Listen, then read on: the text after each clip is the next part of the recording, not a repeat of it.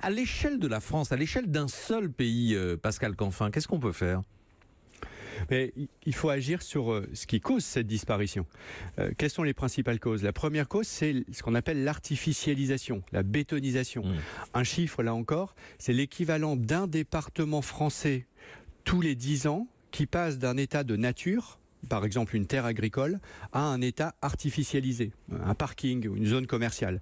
Et donc forcément, quand on transforme un champ en parking, on détruit la nature. Et on fait ça à très très grande échelle depuis des décennies et des décennies. Alors c'est un des objectifs que veut se donner Nicolas Hulot, justement. Il en a déjà parlé, l'objectif zéro artificialisation des terres. Absolument, c'est de mettre fin à cette dégradation, à cet empiètement sur l'espace naturel, y compris l'espace agricole bien évidemment, de façon à ce qu'on le sanctuarise, à ce qu'on le protège. Il y a plusieurs façons d'y arriver, c'est pour ça qu'il n'y aura pas d'annonce précise je pense aujourd'hui. En revanche, la dynamique est lancée pour, atterrir sur des propositions concrètes avant l'été. Quelles devraient être les autres priorités, à votre avis, Pascal Canfin, et de ce que vous savez aussi du plan et des priorités qui seront annoncées par Nicolas Hulot? Alors, l'autre priorité et l'autre élément qui est à la cause de cette dégradation de la nature, c'est le système alimentaire, c'est notre alimentation. Pourquoi ? Pas forcément par la dégradation en France, mais la dégradation que nous importons.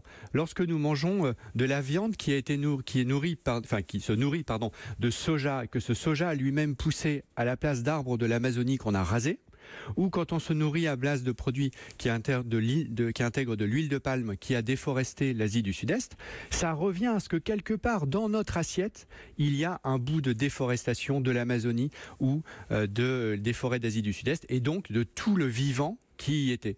Et donc on a aussi une part de responsabilité qui va bien au-delà de nos frontières, et c'est pour ça que Nicolas Hulot travaille aussi, et j'espère qu'il ira au bout de cette démarche avec le soutien total du gouvernement, d'un plan de déforestation importé pour réduire à la fois l'impact qu'on a sur la nature chez nous, mais aussi partout dans le monde.